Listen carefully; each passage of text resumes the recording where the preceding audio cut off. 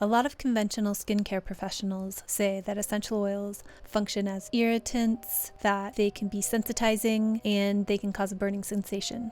The thing that is actually sensitizing is the annihilation of your hydrolipid barrier through the use of conventional commercial cleansers. Anything with surfactants. You're also suffocating your microbiome and your skin's natural hydrolipid barrier through the use of face creams and lotions and moisturizers containing synthetic ingredients and chemical emulsifiers. And you're also letting weird things into your bloodstream that is disrupting your hormonal balance and can cause other problems that we don't even know about. So then if you just rub a straight essential oil on your skin, are you going to be sensitive to it? Yeah.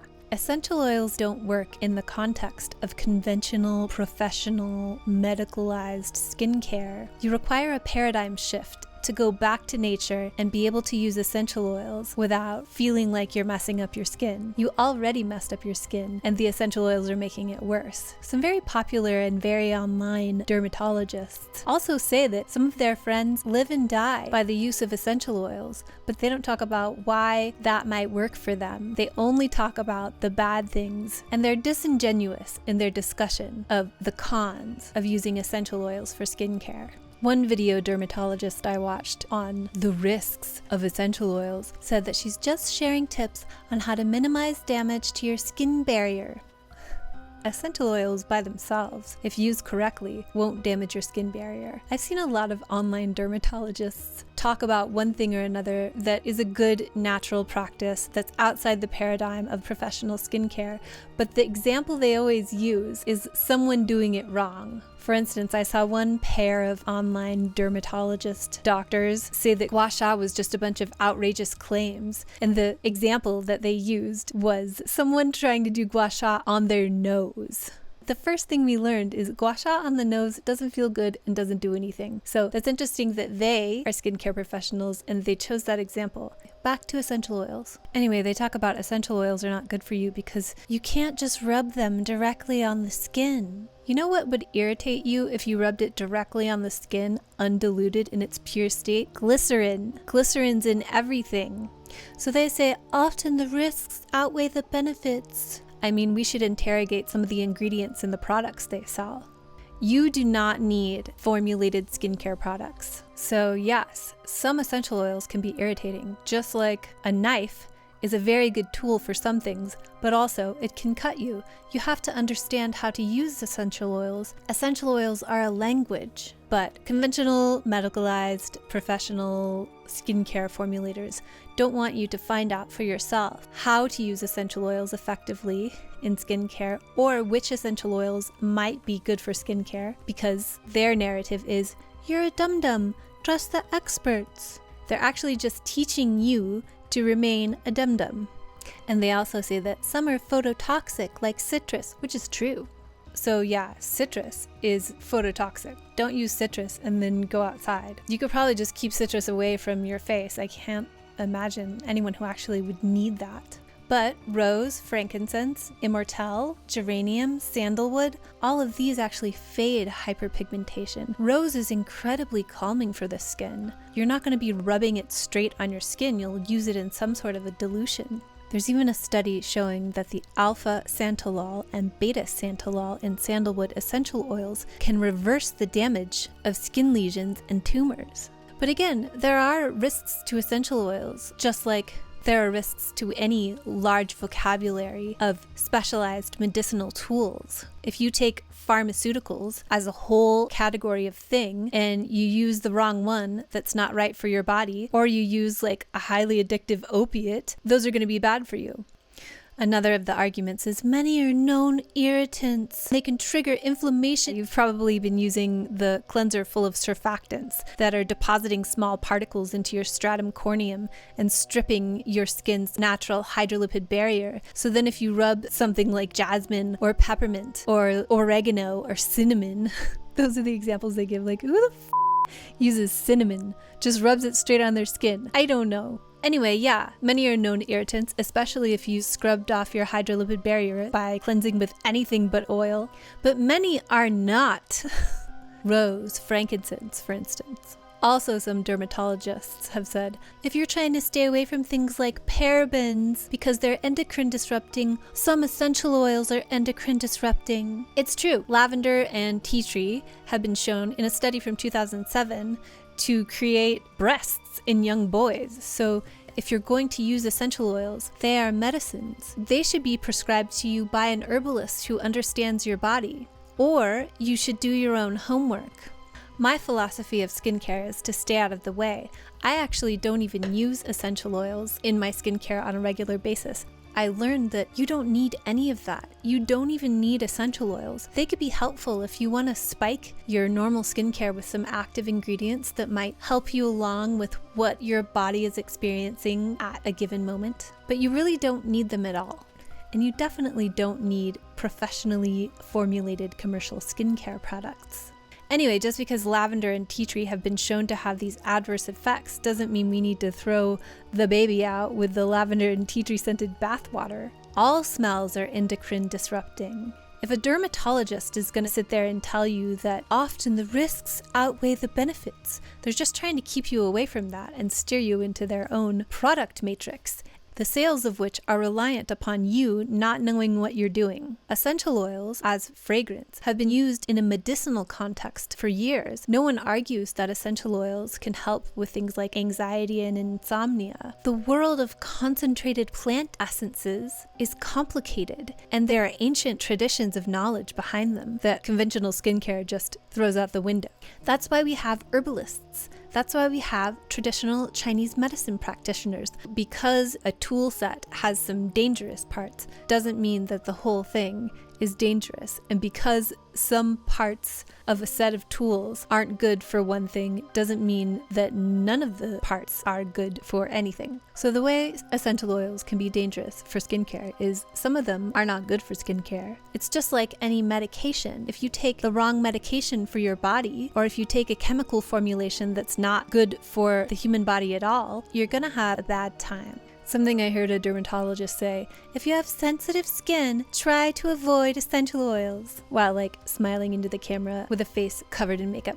If you have sensitive skin, you need to bring your body back into balance and get out of your skin's way. Your natural state as a human is skin that is not sensitive. Yes, some humans in their natural state are going to have slightly more sensitized skin than others, but that's not going to preclude you from intelligent use of the right essential oils. Essential oils as a category of thing you could put on your face is not the problem. Conventional skincare professionals want to steer you away from an intelligent discussion of essential oils or anything you could formulate on your own to take care of your own damn skin. Because if you learn how to use this stuff that's from nature and you learn how to use it correctly, then you won't need the products that they're formulating for you. I heard one YouTube skincare specialist say that preservatives are good in skincare products because then you could use it a year later. I don't want to use a skincare product a year later. We've cleaned up our thinking a little bit around discussions of food and preservatives. I feel the same way about what I put on my skin, which is just oil and water, by the way. When you mix oil with water in your hand and put it on your skin, it takes care of your skin's acid mantle, and that is what a lotion is, oil and water, except lotions that are sold to you have normally synthetic emulsifiers and so that the oil and water don't separate. But if you just put some oil in the palm of your hand, take a glass spray bottle full of spring water, drench your hand with that, rub your hands together and put that on your face, you're good to go. That will soothe your sensitive skin. It will keep you from losing moisture throughout the day.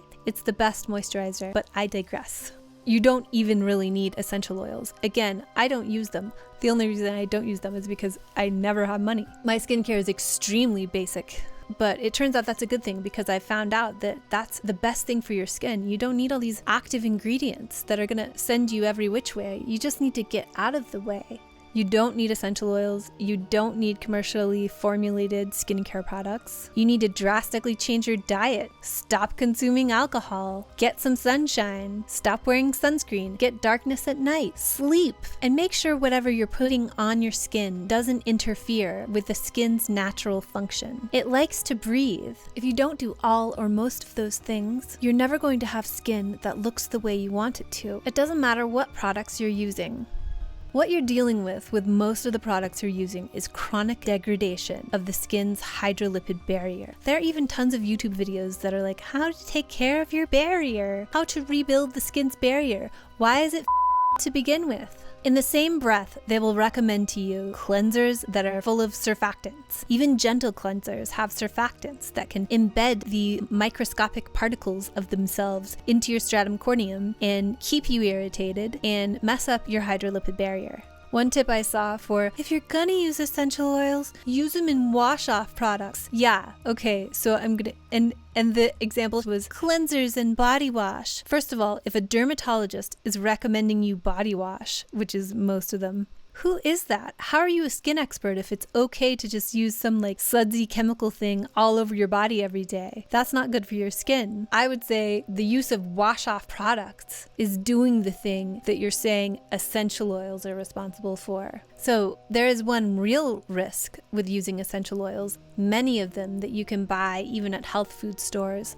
are adulterated. They have weird things in them because they're manufactured under shady circumstances. And a lot of essential oils are nature identicals. So chemicals that exist inside essential oils, except manufactured, synthesized in a lab to create something that is kind of like essential oil, that smells like it, but is not the same thing at all. And then it's just sold as essential oil. So it's really hard to find good essential oils.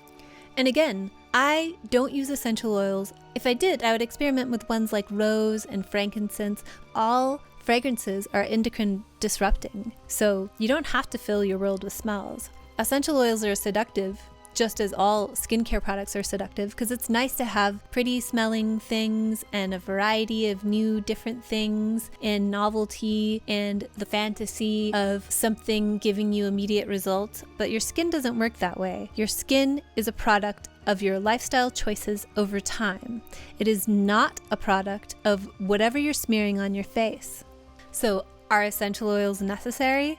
I don't think they're necessary. I think they can be great if you want something interesting to transition yourself away from conventional skincare. Essential oils like frankincense, myrrh, rose, cypress, they all have a place and a use according to a specific issue. But not every essential oil is good for your skin, and not every essential oil is good for everybody's skin at all times. Just like any matrix of medicines. One thing conventional skincare professionals want to steer you away from is having your own sense of discrimination. If you can decide what's good for your body, then you don't need them. They say trust the experts, but the whole mechanism of trust has broken because so many experts over time have recommended skincare products that aren't good for your skin. And every formula I look at for any dermatologist or professional selling their own products has glycerin, which is not good for your skin, and you don't need it. So maybe essential oils are irritating you because you're using products that sensitize your skin to begin with.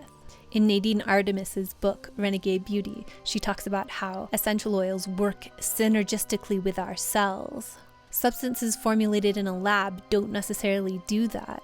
They deliver results without killing you. That's what they're doing in the lab. They're working on compounds that deliver results as fast as possible without killing you as far as they can tell. If you think that you need something formulated by a dermatologist instead of just what nature has to offer and diet, exercise, sleep, sunlight, darkness, then you think God f***ed up. And that's a worldview I can't argue with. If you feel that way and you agree with the entire paradigm of processed food and commercial skincare, which I consider in the same category, that's your problem. I can't help you with that. Hint, what you need to get great skin doesn't come from what you put on it. What you put on it can help, but it's not going to be from active ingredients. It's going to be from things that nourish your skin's pH and hydrolipid barrier, which is just organic, unadulterated, fresh oil and water. You need to be responsible with essential oils like you need to be responsible with any medicine. The advice of trusting the experts as far as skincare products go obfuscates the importance of what you can do for your skin and the impact you can have on your skin outside of rubbing something all over the outside of it. Do you need essential oils? No. Do you need any of the shit that dermatologists are prescribing you? No. Solve all your skin problems by eating better, getting sunlight, getting rid of sunscreen, not eating seed oils, getting darkness at night, eliminating the blue light at night, and getting good sleep. The skincare industry has convinced you that you need their thing, but you don't. There is one context where you could use an essential oil undiluted, and that is on a zit, for instance. So even that argument isn't completely ironclad. If you're using essential oils and you're interested in using essential oils, you need to do your homework. You need to find out which ones are good for skincare and which ones aren't. And if you don't want to do your homework, then you need to hire a professional in the realm of essential oils. That is a language with a professional acumen built around it, just like pharmaceuticals, just like professional commercially formulated skincare products. That sound was my cat pouncing on a cat toy. Essential oils are the same as vitamins and supplements. You could just take whatever ones willy-nilly. If you do that, you're probably going to have a bad time. It's better if you work with a healthcare professional that is well versed in vitamins and supplements, like an Ayurvedic practitioner, or a Chinese medicine practitioner, or an herbalist, or a nutritionist. So some books I like right now, if you want to do some research on essential oils. As I mentioned before, I love the book Renegade Beauty by Nadine Artemis. And I also like the book Essential Oils Every Day by Hope Gillerman. But you need to find out what's right for your own body. And also, if you have essential oil books that you really love, please put them in the comments because I want to know about them. Like the video, subscribe to the channel. It helps me make more videos. Subscribe to my newsletter. It's not like other newsletters. It's actually good and it's a little different from these videos. Thanks for watching.